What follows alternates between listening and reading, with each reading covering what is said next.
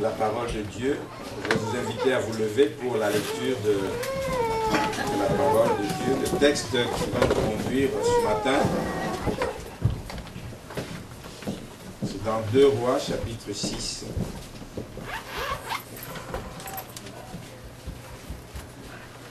On va lire à partir du verset 8 jusqu'au verset 23. C'est une longue lecture, mais ça vaut la peine. On la lise. 2 Rois, chapitre 6, à partir du verset 8. Comme j'ai dit, le titre du message ce matin, c'est « Ouvre les yeux de mon cœur ». Je vous dis que j'ai tremblé, je sais que quand j'ai vu le premier chant de la louange, c'était ça. Et je priais hier soir, je dis « Seigneur, tu as vu combien j'ai combattu dans cette nuit. Jusqu'à 22 heures, je n'arrivais pas à me concentrer sur le premier message que j'ai préparé. Je ne le sentais pas. À 22 heures, j'ai choisi un message. Ouvre les yeux de mon cœur. Alors vous imaginez, j'ai travaillé jusqu'à quelle heure? Dieu seul sait. Dieu seul sait. Mais je pense que ça doit parler à quelqu'un. Amen. 2 Rois chapitre 6, verset 8.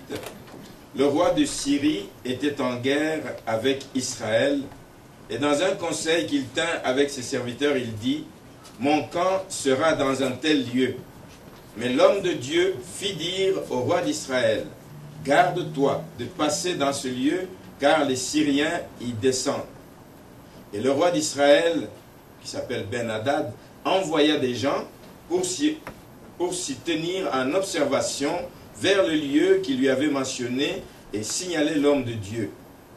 Cela arriva non pas une fois, ni 2 fois. Le roi de Syrie en eut le cœur agité. Il appela ses serviteurs et leur dit, « Ne voulez-vous pas me déclarer lequel de vous est pour le roi d'Israël » L'un de ses serviteurs répondit, « Personne, ô roi, mon seigneur, mais Élisée, le prophète, qui est en Israël, rapporte au roi d'Israël les paroles que tu prononces dans ta chambre à coucher. » Et le roi dit, « Allez et voyez où il est, et je le ferai prendre. » On vint lui dire, « Voici, il est à Dothan. » Il y envoya des chevaux, des chars et une forte troupe qui arrivèrent de nuit et qui enveloppèrent la ville. Le serviteur de l'homme de Dieu se leva de bon matin et sortit, et voici, une troupe entourait la ville avec des chevaux et des chars. Et le serviteur dit à l'homme de Dieu, « Ah, mon Seigneur, comment ferons-nous » Il répondit, « Ne crains point, car ceux qui sont avec nous seront en plus grand nombre que ceux qui sont avec eux. » Verset 17. Élisée pria et dit, « Éternel, ouvre ses yeux pour qu'il voie. » Et l'Éternel ouvrit les yeux du serviteur, qui vit la montagne pleine de chevaux et de chars de feu autour d'Élisée. Les Syriens descendirent vers Élisée. Il adressa alors cette prière à l'Éternel. « Daigne frapper d'aveuglement cette nation. » Et l'Éternel les frappa d'aveuglement selon la parole d'Élisée. Élisée leur dit, « Ce n'est pas ici le chemin, et ce n'est pas ici la ville. Suivez-moi, et je vous conduirai vers l'homme que vous cherchez. » Et il les conduisit à Samarie. Lorsqu'ils furent entrés dans Samarie, Élisée dit, « Éternel, ouvre leurs yeux, ouvre les yeux de ces gens pour qu'ils voient. » Et l'Éternel ouvrit leurs yeux, et ils virent qu'ils étaient au milieu de Samarie. Le roi d'Israël, en les voyant, dit à Élisée, « Frapperai-je, mon père ?» « Tu ne frapperas point, répondit Élisée. « Est-ce que tu frappes ceux que tu fais prisonniers avec ton épée et avec ton arc?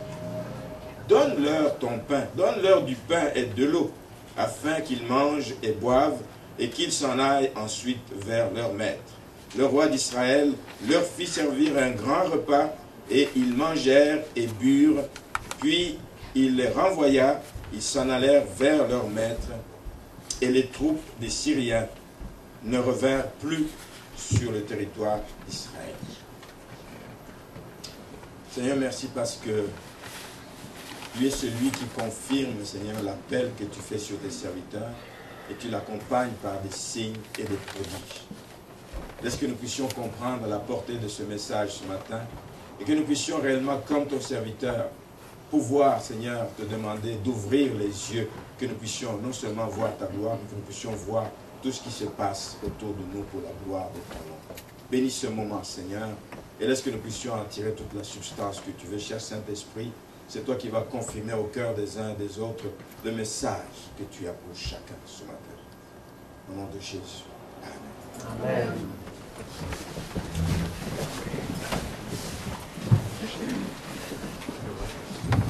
Y a-t-il quelqu'un qui n'aimerait pas avoir des yeux ouverts à toutes sortes de circonstances, de situations qui se passent autour de lui?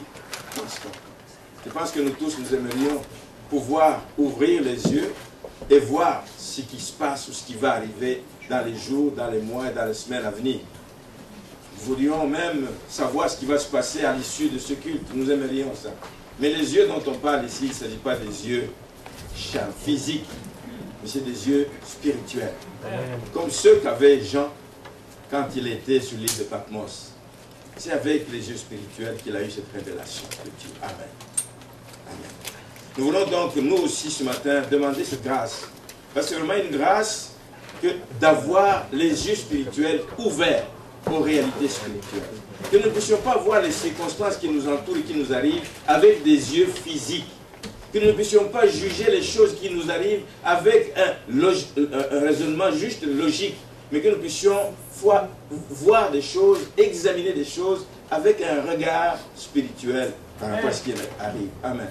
Ça va nous aider à voir les choses autrement. Ça va nous aider à avoir une attitude différente. Ça va nous aider à faire ce que Dieu attend de nous plutôt que ce que notre intellect, notre intelligence nous dit de faire.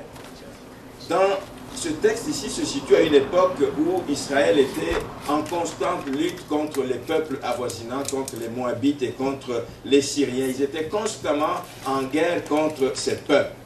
C'est une période qui coïncidait également avec la fin du ministère d'Élie, Élie qui venait d'être enlevé et qui a cédé sa place, si vous voulez, à son successeur Élisée et qui a eu cette double onction.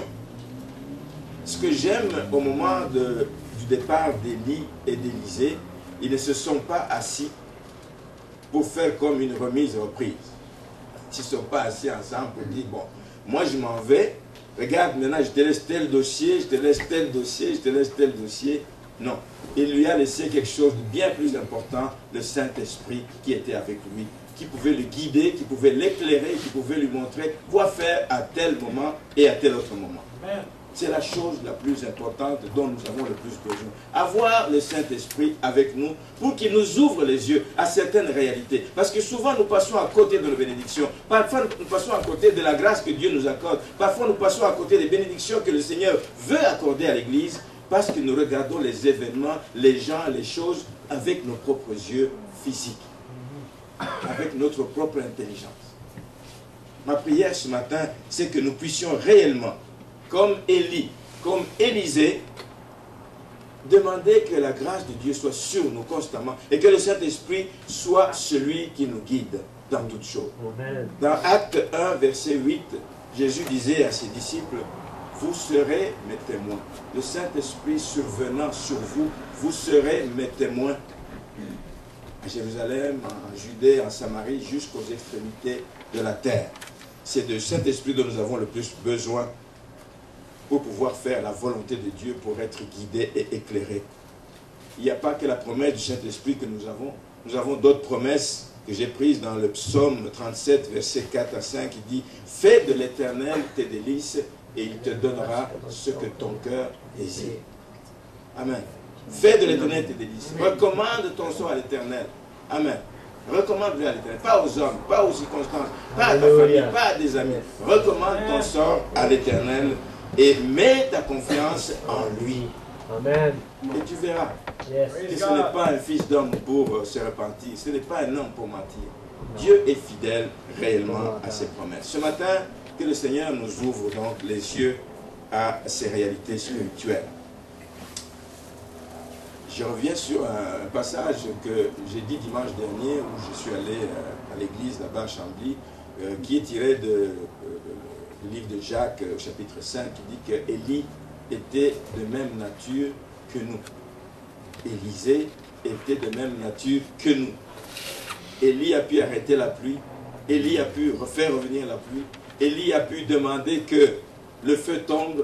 Élisée a fait des choses extraordinaires. Et le Seigneur nous dit que si nous croyons à lui, nous ferons des choses plus grandes encore que lui, Jésus, n'a faites durant son ministère ici-bas.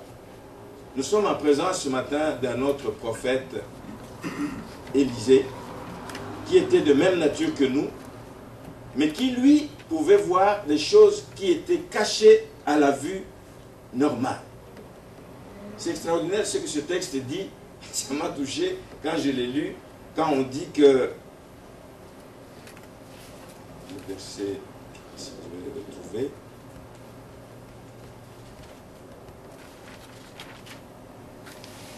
Il dit, l'un des serviteurs du roi répondit, personne. Il commençait à soupçonner parmi ses proches collaborateurs. Il dit, mais il y a sûrement quelqu'un qui vend la mèche. Il y a sûrement quelqu'un qui va donner des informations sur mes projets pour aller attaquer Israël. Il y a quelqu'un qui va donner cette information dans le camp ennemi. Et il commence à soupçonner. Il dit, non, non. Personne au roi, mon Seigneur. Mais il y a quelqu'un. Il y a le prophète de l'Éternel, Élisée, qui est en Israël. C'est lui qui rapporte au roi d'Israël les paroles que tu prononces dans ta chambre à coucher. C'est un lieu intime, c'est un lieu où personne ne rentre comme il veut. C'est un lieu où tu as des secrets que tu gardes pour toi. Mais même dans ces lieux-là, quand le Saint-Esprit est sur toi, tu peux aller voir ce qui se passe dans la chambre à coucher des rois et des grandes personnalités. Amen. Amen. Amen. Amen. Le Saint-Esprit, c'est le partenaire qu'il nous faut. Le Saint-Esprit, c'est celui que notre cœur devrait désirer plus que toute chose. Je voudrais venir au verset 9.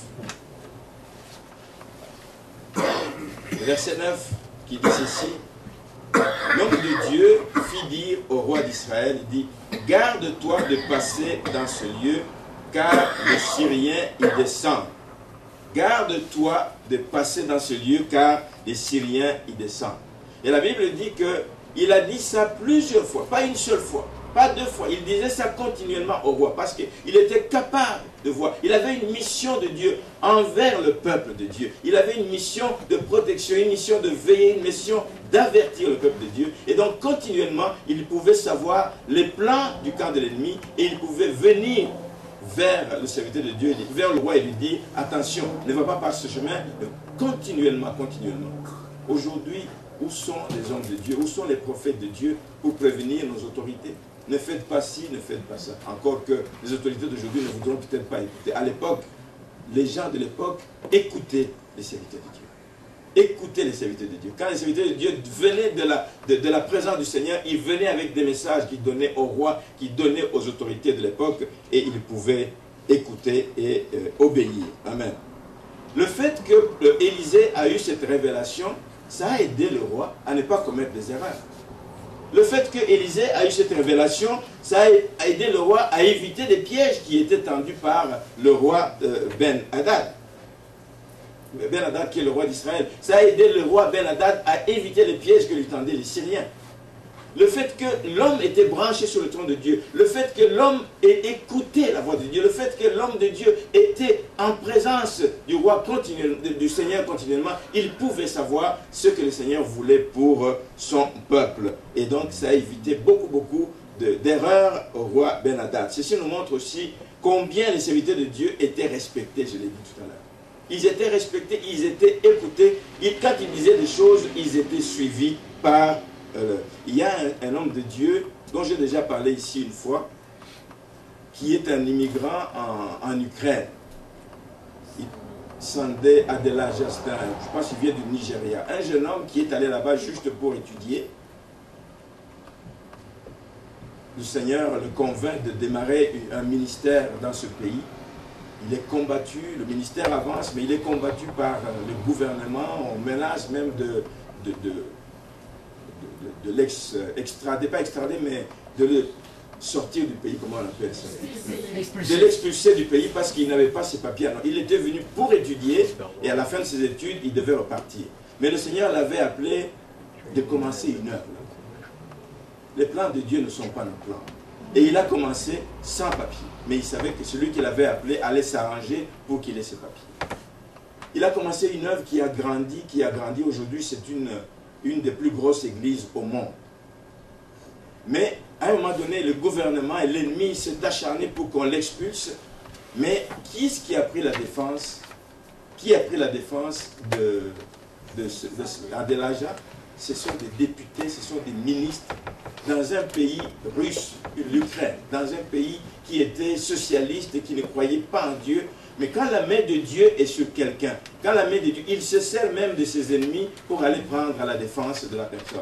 Et donc Adelaja a eu la grâce de Dieu d'être en contact avec les autorités à partir de ce moment-là. Et ils l'ont gardé aujourd'hui. C'est un ministère qui prospère, qui touche les autorités dans la ville et dans la ville de l'Ukraine, la province de l'Ukraine. Quand Dieu est avec toi, tu vas être écouté. Quand Dieu a sa main sur toi, quand Dieu a une mission avec toi, tu vas être écouté même par des ennemis, même par des gens qui t'en voulaient, tu vas être écouté. Alors, qui est-ce qui n'aimerait pas lui aussi être écouté quand il parle?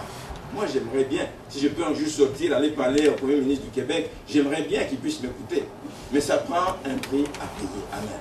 C'est des hommes qui cherchaient l'intimité avec Dieu. L'intimité avec Dieu. C'est des hommes qui cherchaient la présence de Dieu constamment. C'est des hommes qui interrogeaient le Seigneur. Vais-je ou ne vais-je pas aller? Qu'est-ce que je vais dire en présence du roi? Qu'est-ce que je vais dire en présence de l'autorité? Ça prend une consécration. Ça prend que nous puissions réellement chercher la face de Dieu et continuellement de mettre dans la face de Dieu. C'est là qui va nous révéler les choses, les plans et les manœuvres que l'ennemi est en train de préparer. Pas seulement contre nous, mais même contre son Église. Et nous avons besoin de ça aujourd'hui. L'Église est malmenée à travers le monde. L'Église est maltraitée. Au Québec, ça va. On n'y touche pas encore aux églises, mais vous savez, ça ne tardera pas avant qu'on touche aux églises au Québec. Ça ne tardera pas. Amen. Un jour, le gouvernement voudra mettre la main, je l'ai déjà entendu, que l'on voulait aller contrôler, rentrer dans les finances, commencer à imposer les églises, parce qu'on dit qu'il y a beaucoup d'argent dans les églises. Ils viendront à un moment donné si nous ne nous levons pas nous-mêmes pour chercher la face de Dieu. Amen. Tous nous aimerions que Dieu nous révèle des choses cachées. Tous nous aimerions que Dieu nous révèle des choses que nous pourrions éviter. Si Dieu nous les révélait, bien aimé, je n'irai pas par ce chemin si je sais que je vais faire un accident. Je n'entreprendrai pas telle affaire si je sais que ça va mal tourner. Amen. Je ne me marierai pas avec telle personne si je sais que je risque de divorcer. Je ne le ferai pas. Qui n'aimerait pas avoir cette révélation de Dieu? Nous aimerions tous avoir cette révélation de Dieu. Si nous avions la révélation de Dieu, nous saurions qui fréquenter, qui ne pas fréquenter. Nous saurions quel projet entreprendre, quel projet ne pas entreprendre.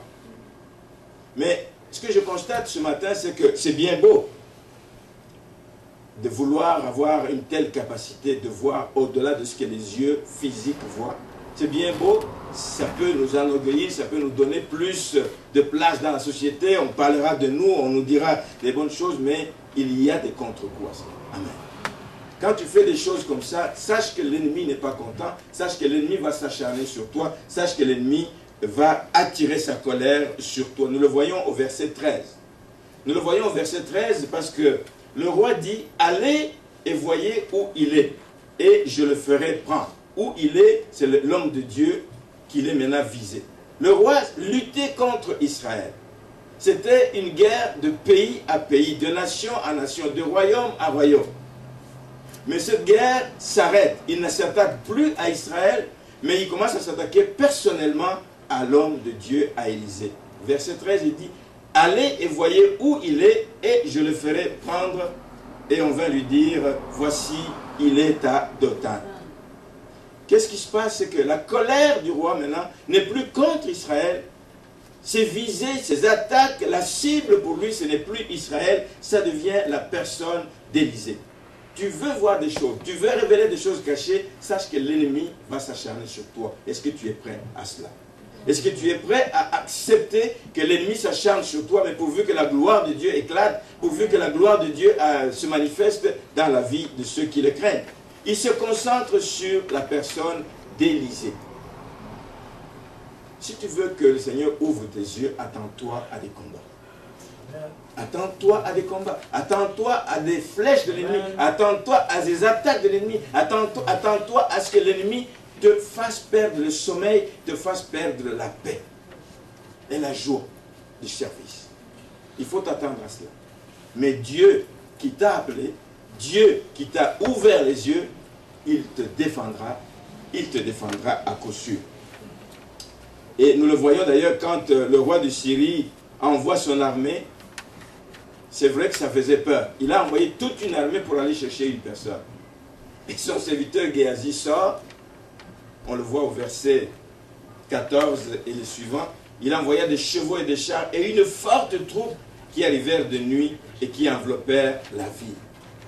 Contre une personne. Pour aller chercher une personne qui lui fait perdre la paix.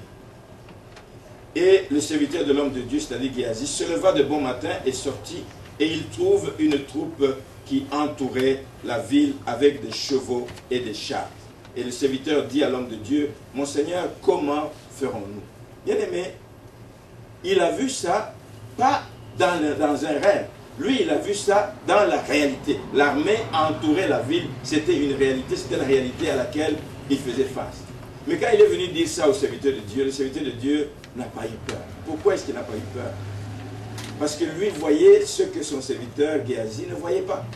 Parce que lui voyait qu'il était entouré d'une grande armée de l'Éternel.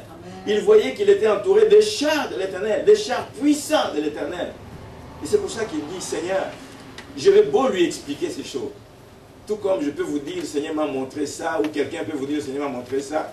Vous allez peut-être croire difficilement, mais il a fait une prière, il dit, Seigneur, ouvre les yeux pour qu'il voit ce que moi je vois. Ouvre les yeux à cet homme pour que je... Ma prière pour l'Église, c'est que le Seigneur nous ouvre les yeux, que nous puissions voir combien il nous aime, combien il aime son Église, combien il aime nos familles, combien il se préoccupe de nous. Bien aimés, nous pouvons passer par des tribulations, nous pouvons passer par des problèmes, nous pouvons passer par des moments difficiles, mais le regard de Dieu sur les siens ne change pas. Il est toujours là, sa main est toujours là. Les problèmes seront là, mais si tu as la grâce d'ouvrir les yeux spirituels et de voir combien tu es entouré d'une grande armée de l'Éternel qui campe. L'armée de l'Éternel campe autour de ceux qui le craignent. Amen. L'armée de l'Éternel campe autour de ceux qui le craignent. Psaume 34. Puissions-nous avoir cette grâce d'ouvrir les yeux spirituels.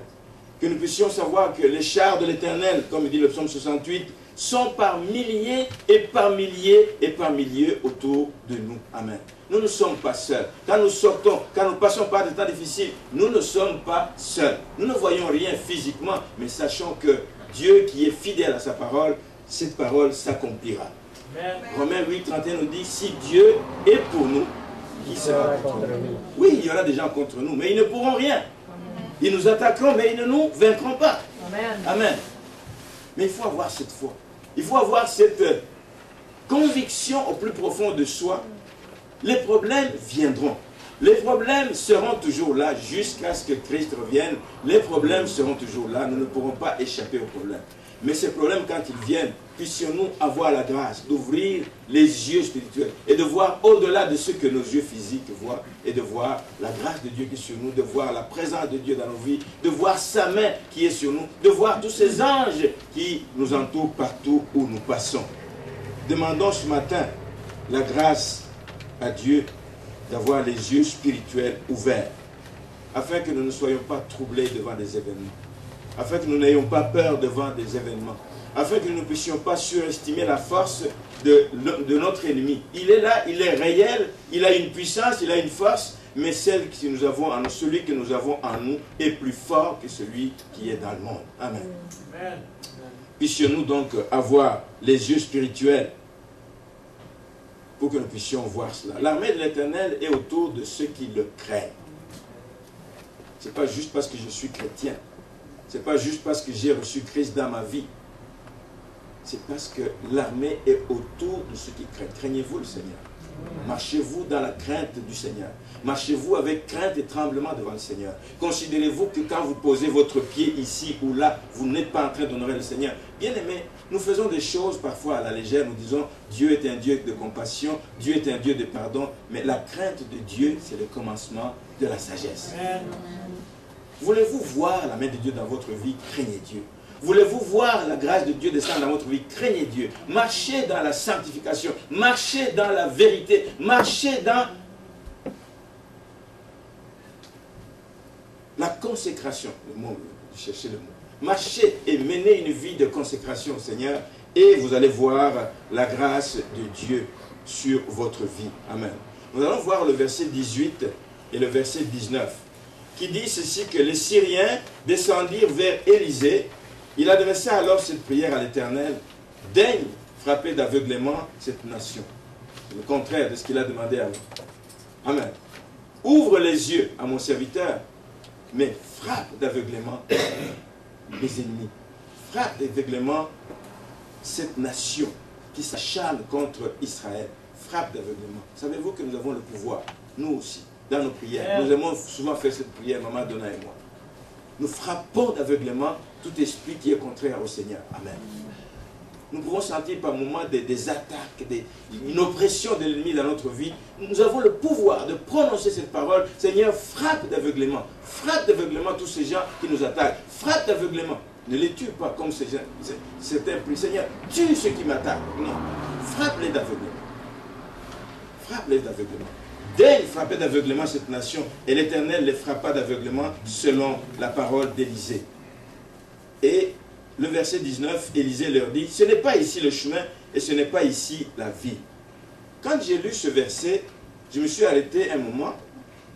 J'ai dit, mais l'homme de Dieu est en train de mentir. Je ne sais pas si vous voyez qu'il est en train de mentir. Il dit, c'est bien là qu'ils devaient aller. Ils étaient rendus à l'endroit où ils devaient être.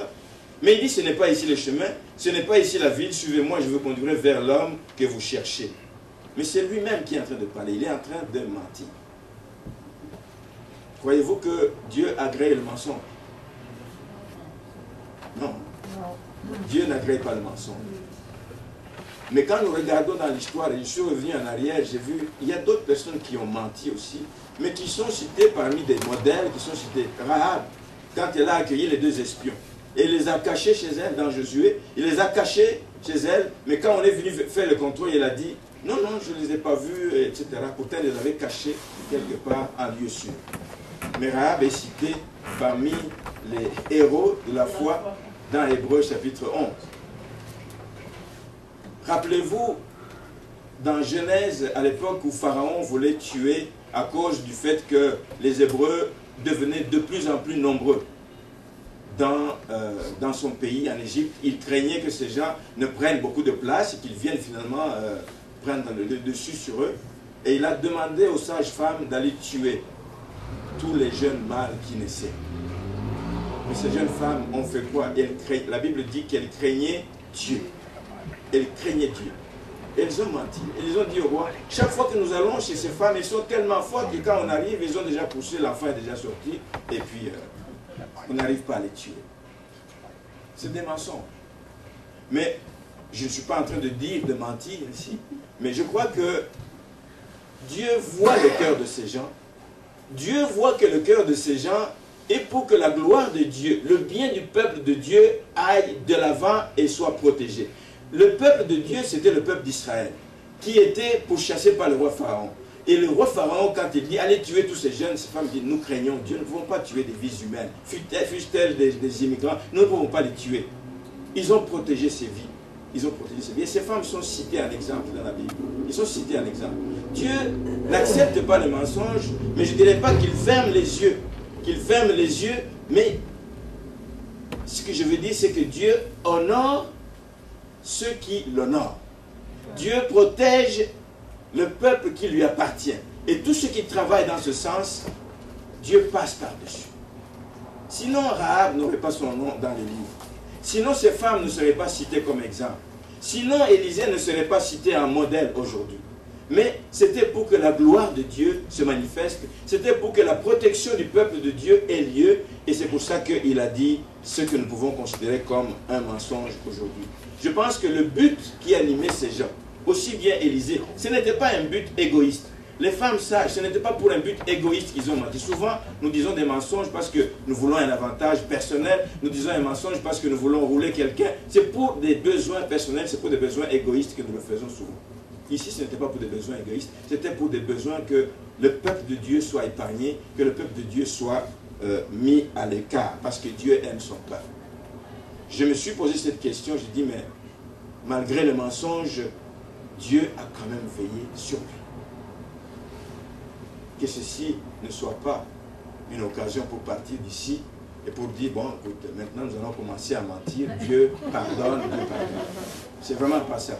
Je pense que les circonstances des gens de cette époque et les circonstances et la révélation de Dieu que nous avons reçue aujourd'hui ne nous permet pas de faire ces choses. Amen.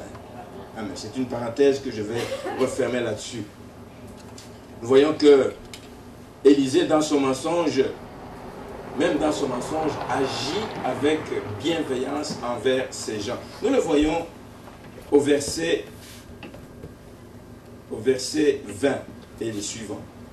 Il dit, le roi Élisée dit ceci, « Éternel, ouvre les yeux de ces gens pour qu'ils voient. » Et l'Éternel ouvrit leurs yeux, et ils virent qu'ils étaient au milieu de Samarie. Le roi d'Israël, en les voyant, dit à Élisée, « Frapperai-je, mon père?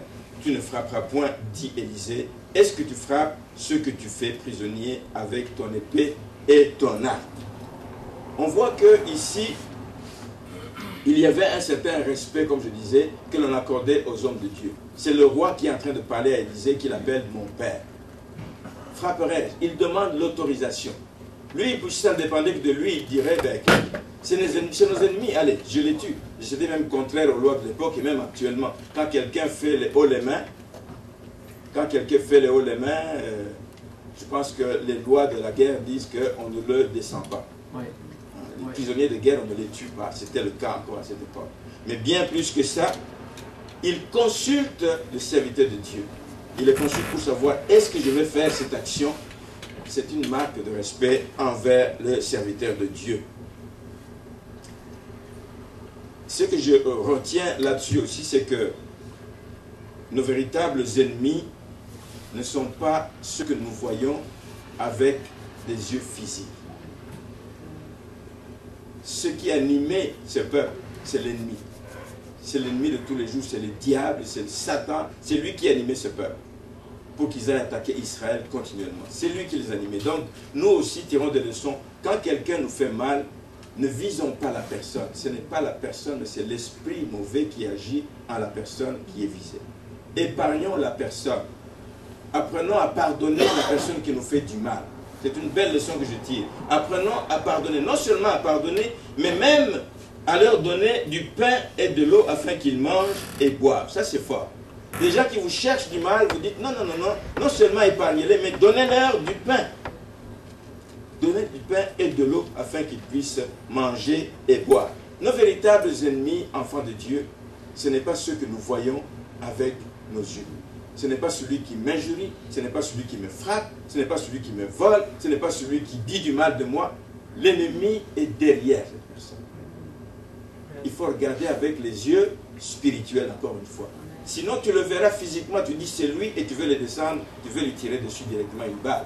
Mais apprenons à Dieu, Seigneur, ouvre-moi les yeux que je vois. Qu'est-ce qui anime cette personne? Que je puisse pardonner la personne, mais que je puisse prier pour que cet esprit qui l'anime puisse le quitter, puisse le lâcher. Aimons ceux qui nous maltraitent, nous dit la parole de Dieu, ceux qui nous font du mal. Lisons Romains 12, versets 19 à 21. Romains 12, 19 à 21.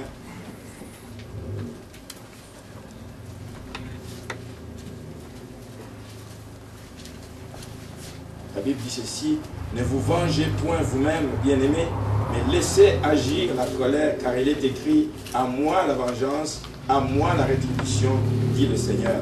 Mais si ton ennemi a faim, donne-lui à manger. S'il a soif, donne-lui à boire, car en agissant ainsi, tu amasseras des charbons ardents sur sa tête. Ne te laisse pas vaincre par le mal, mais surmonte le mal par le bien. » Amen. Aimez ceux qui vous détestent. Aimez ceux qui vous haïssent. Aimez, donnez-leur à boire, donnez-leur à manger. Faites-leur du bien, parce que ce n'est pas eux, c'est un esprit mauvais qui les anime. Vous imaginez que ces gens à qui on a épargné la vie, alors qu'ils étaient encerclés, qu'ils étaient véritablement en territoire ennemi, il suffisait juste de les descendre un après l'autre, c'était facile. Mais qu'est-ce qui se passe dans le cœur de ces gens qui voient qu'on les amène jusque dans un piège, ils étaient dans un guet-apens, on les amène là et ils n'ont plus d'autre possibilité de s'en sortir. Imaginez ce qui s'est passé dans le cœur. Ça peut être l'occasion pour ton ennemi à ce moment-là de changer. Ça peut être l'occasion pour ton ennemi de réaliser que Dieu est avec toi. Ça peut être une occasion pour ton ennemi d'abandonner ses mauvaises voies aussi. Ça peut être l'occasion pour l'ennemi de découvrir que tu es véritablement un enfant de Dieu. Plutôt que de rendre le mal pour le mal, tu fais le bien, la personne va réfléchir, il dit, mais il aurait pu me descendre, il aurait pu me tuer, il aurait pu me faire du mal. Il ne le fait pas, c'est tout un message que tu es en train de passer à l'autre personne. Et nous voyons qu'en agissant ainsi, dans l'histoire du peuple d'Israël, on dit que les Syriens ont arrêté tout combat et ils n'ont plus continué à faire d'incursion dans la vie de ce peuple. Les troupes syriennes ne revinrent plus, c'est ce qui est dit au verset 23. Alors ce matin, avant de terminer, je voudrais juste dire ceci, que nous réalisons une chose ce matin, que Élisée pouvait voir les possibilités de Dieu dans des situations impossibles. Puissions-nous demander aussi la même grâce à Dieu. Amen. Seigneur, je suis dans un temps difficile. Un peu, c'est pas tout à fait grave, la situation que Mario parlait ici, de dire une montagne, une grosse facture qui me tombe dessus. C'est difficile une telle situation. Que le Seigneur puisse nous éclairer et dire, j'ai une autre solution pour toi. Amen. Ne te précipite pas, ne te décourage pas, mais j'ai une autre situation pour toi. Que le Seigneur ouvre nos yeux spirituels, que nous puissions voir sa gloire. Amen. Amen. Que nous puissions voir aussi ce qui se trame dans le camp ennemi. Que nous n'attendions pas juste de recevoir des coups de flèche, mais que nous puissions voir à l'avance ce que l'ennemi est en train de préparer contre nous, contre notre famille, contre notre travail, contre l'Église du Seigneur.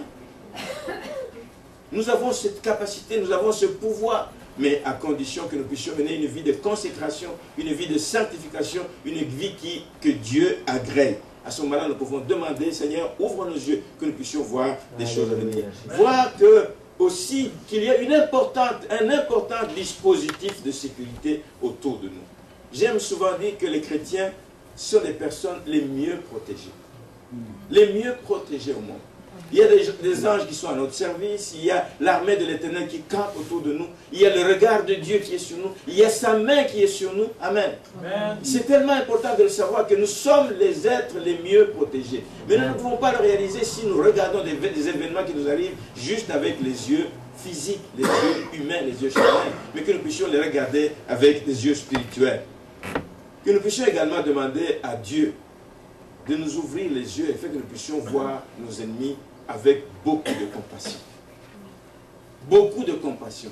Bien aimé, c'est une des choses les plus difficiles, même pour des chrétiens. Quand on a eu mal, on veut rendre le mal pour le mal. Quand je me suis senti affecté dans quelque chose, je veux que le mal soit rendu. Non, un enfant de Dieu ne doit pas agir comme ça. Que le Seigneur nous ouvre les yeux, que nous ne puissions pas voir seulement des ennemis, des obstacles, mais que nous puissions voir aussi les bonnes choses. Il n'y a pas que des mauvaises choses qui nous sont cachées. Il y a aussi des bonnes choses à venir. Nous chantions beaucoup que nous voulons voir la gloire de Dieu au milieu de nous. Que le Seigneur nous ouvre les yeux à un moment donné pendant les cultes, que nous puissions voir la gloire de Dieu. Et quelqu'un qui a vu la gloire de Dieu pendant le temps de louange et d'adoration, vous allez voir son attitude changer. Vous pouvez voir même son visage changer. Vous pouvez voir que la personne tombe sur ses genoux. Vous pouvez voir cette personne commence à pleurer. La vue, la gloire de Dieu. Que le Seigneur nous ouvre les yeux. Que nous puissions voir la gloire de Dieu. Ça va nous aider à changer. Ça va nous aider à nous comporter autrement quand nous sommes dans la présence du roi des rois. C'est dommage que nous venions dans des cultes et que des fois nous rentrions comme on est venu. Parce que nous ne nous concentrons pas sur lui. Amen. Jean, en prison, ne s'est pas concentré sur ses problèmes. Jean, en prison, s'est concentré sur celui qui revient bientôt. Il s'est concentré sur lui et la gloire de Dieu s'est manifestée et il a eu la révélation qu'il a eue. Puissions-nous avoir des révélations de ce que le Seigneur veut faire dans nos familles, de ce que le Seigneur veut faire dans l'église, que nous puissions voir aussi les bénédictions de Dieu. Bien aimé, nous passons à côté de beaucoup d'occasions pour dire Amen, merci Seigneur. Amen, merci Seigneur. Nous passons à côté parce que nous trouvons beaucoup de choses sont normales dans nos vies. C'est normal que j'ai ceci, c'est normal que j'arrive là-bas, c'est normal que j'arrive à tel niveau. Mais demandez la grâce de Dieu, de reconnaître, même dans les moindres petites choses, que nos yeux s'ouvrent, que les écailles tombent et que nos yeux puissent voir tout ce que le Seigneur fait, même des petites choses qu'il fait dans notre vie. Ça va changer notre attitude envers lui, ça va changer notre attitude et notre comportement. Amen. Amen. Que nous puissions également voir, bien-aimés, quand nos yeux du spirituel s'ouvrent, quels sont les vrais besoins de l'Église. Quels sont les vrais besoins de l'Église? Ce n'est pas que l'argent. Pas que je donne l'argent, ça suffit. Il y a beaucoup de besoins dans l'église. Il y a des besoins de prière. Il y a besoin des gens qui doivent s'impliquer ici et là. Que le Seigneur nous ouvre les yeux, que nous puissions le voir. Amen. Que nous puissions être poussés à agir selon ce que le Saint-Esprit nous révèle. Je voudrais terminer en disant que le Seigneur nous ouvre également les yeux, que nous puissions voir les besoins de nos semblables. Amen. Que nous puissions voir les besoins de ceux avec qui nous sommes assis, de ceux avec qui nous fréquentons l'église dimanche après dimanche, mercredi après mercredi, vendredi après vendredi. Que le Seigneur nous ouvre les yeux à ces réalités. Souvent nous attendons que la personne vienne nous dire. Mais que le Seigneur nous ouvre les yeux, afin que nous puissions prendre les devants, que nous puissions un jour aller les uns vers les autres. Le Seigneur me met à cœur de faire ça. Le Seigneur me met à cœur de te dire ça, mon frère. Le Seigneur me met à cœur de prier pour toi, mon frère. Le Seigneur m'a ouvert les yeux à une telle réalité que je ne connaissais pas. Mais je viens vers toi. Je viens t'apporter mon bras d'association. Je viens t'apporter du secours. Je viens prier avec toi pendant que tu passes des temps difficiles. Il y a beaucoup de souffrances dans l'église du Seigneur. Il y a beaucoup de souffrances des gens autour de nous. Mais nous passons à côté de cela, alors que le Seigneur nous a mis à côté de ces personnes, justement pour que nous puissions les voir. Ce matin, nous allons incliner nos têtes dans la prière. Et nous allons demander au Seigneur si tu as été capable de le faire pour Élisée. Si tu as été capable de le faire avec Élie, ils sont de la même nature que nous ce matin. Seigneur, donne-nous ta grâce de réaliser à quoi tu nous as appelés, Seigneur. Tu ne nous as pas appelés simplement à être des membres d'église, des gens assis sur les bancs, des gens qui viennent seulement pour supporter financièrement. Mais tu nous as appelés comme des partenaires dans cette œuvre. Tu nous as appelés pour, Seigneur, être ton œil, ton oreille, ta bouche, au milieu de ton peuple. Tu nous as appelés, Seigneur, pour être ton témoin, Seigneur, au milieu de cette génération qui se perd. Tu nous as appelés, Seigneur, à être ta bouche au milieu de ceux qui ont besoin d'entendre ta voix, Seigneur. Alors nous voulons nous disposer pour que tu nous façonnes réellement. Tu nous façonnes comme tu as travaillé dans la vie d'Élisée. Tu nous façonnes comme tu as travaillé dans la vie d'Élie et dans d'autres prophètes. Tu nous façonnes comme tu as travaillé dans la vie de Jean, qui même à son âge avancé, ne s'est pas plaint. Seigneur, nous voulons que tu puisses étendre encore un regard d'amour sur nous, un regard de compassion sur nous, et que tu nous ouvres les yeux à toutes sortes de réalités, Seigneur, afin que nous puissions être outillés, afin que nous puissions être efficaces dans la mission dans laquelle tu nous appelles. Seigneur, bénis ton peuple qui a entendu cette parole ce matin. Tu connais les besoins particuliers de chacun. Et selon les besoins de chacun, accorde une grâce particulière à chacun. Selon l'appel que tu as sur chaque personne, accorde une grâce particulière, Seigneur, afin que nous puissions réellement mettre à profit tout ce que tu as mis en nous comme don, comme capacité, Seigneur, pour que nous puissions te servir comme cela se doit. Nous prions, Seigneur, pour que nos yeux s'ouvrent, Seigneur, à toutes sortes de réalités, car c'est nous qui sommes tes témoins. Que nos yeux s'ouvrent, Seigneur, à certaines réalités, parce que c'est avec nous que tu veux travailler, à l'Assomption, au Québec, dans nos milieux de travail, dans nos familles. Ouvre nos yeux, Seigneur, que nous puissions voir ce que tu attends que nous fassions. Alléluia. Et bénis, Seigneur, la fin de ce culte.